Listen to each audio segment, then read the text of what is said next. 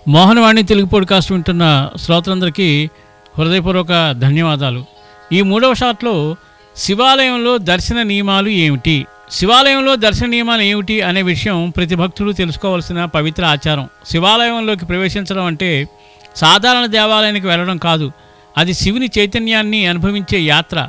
ఇప్పుడు చూద్దాం శాస్త్రం, ఆగమం, ఆచారం ప్రకారం ఉన్న శివదర్శన నియమాలు. పవిత్రతతో ప్రారంభం. ఆలయానికి వెళ్లే ముందు స్నానం చేయాలి. శరీర, మనసు, ఆలోచనలు శుద్ధి తప్పనిసరి. మద్యము, మాంసము, అహంకారము ఇవి ఆ రోజున దూరంగా ఉంచాలి. తెల్ల లేదా పసుపు వస్త్రాలు ధరించడం శుభప్రదం. చెప్పులు, తలకవచాలు ఆలయం బయటే వదిలేయాలి. ఆలయంలోకి ప్రవేశించే దిశ. శివాలయంలోకి సాధారణంగా తూర్పు ద్వారం గుండా ప్రవేశించడం శ్రేయస్కరం.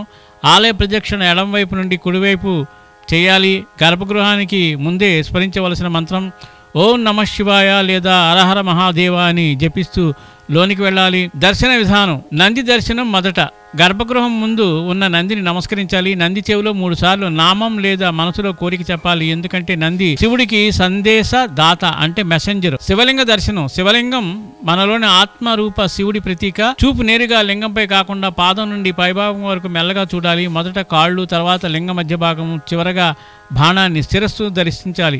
అభిషేకం లేదా ఆరాధన. శివుడికి అభిషేకం చేసే పదార్థాలు పాలు, తేనె, గోరసం, నెయ్యి, నీరు. ఇవి పంచామృతంగా ప్రసిద్ధి. ప్రతి పదార్థం ఒక తత్వాన్ని సూచిస్తుంది. అభిషేకం చేసిన తర్వాత బిల్వదళం, చందనం, పుష్పం అర్పించాలి. శివలింగాన్ని తాకకూడదు. పురుషులకు శివలింగం శక్తితో మిళితమైన రూపం, అందుకే దానిని తాకకుండా నీటిని లేదా పాలు మొదలైన వాటిని వాలువ ద్వారా పోయాలి. స్త్రీలు సాధారణంగా లింగాభిషేకం చేయకూడదు, ప్రత్యేక పూజా కార్యక్రమాలు తప్ప. దర్శనం తర్వాత నియమాలు. దర్శనాంతరం ఆలయాన్ని వెంటనే విడిచి వెళ్ళకూడదు. కొద్దిసేపు నిశ్శబ్దంగా కూర్చుని ధ్యానం చేయాలి. ఓం నమః శివాయ అనే మంత్రాన్ని 108 సార్లు జపిస్తూ మనస్సు శాంతి పొందుతుంది. పూజారి ఇచ్చిన తీర్థం, ప్రసాదం గౌరవంగా స్వీకరించాలి. శాస్త్రీయ దృష్టి. ఆలయంలో గాలి, శబ్దం, కాంతి తత్వాలు సమతుల్యంగా ఉంటాయి. ఘంటానాదం, మంత్రోచ్చరణ, తీర్థం ఇవన్నీ మన నాడీ శక్తిని సమతుల్యం చేస్తాయి. శివలింగం యొక్క అండాకార రూపము కాస్మిక్ ఎనర్జీని ప్రసారం చేస్తుంది. శివదర్శనం అనేది చూడడమే కాదు, అనుభూతి. శివుడు మనలోని శాంతి, జ్ఞానము, ప్రేమ రూపము.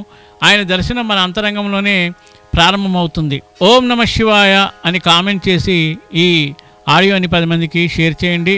సర్వేజన సుఖినో భవంతు, లోకా సమస్త సుఖినో భవంతు. ధన్యవాదాలు. స్వస్తి.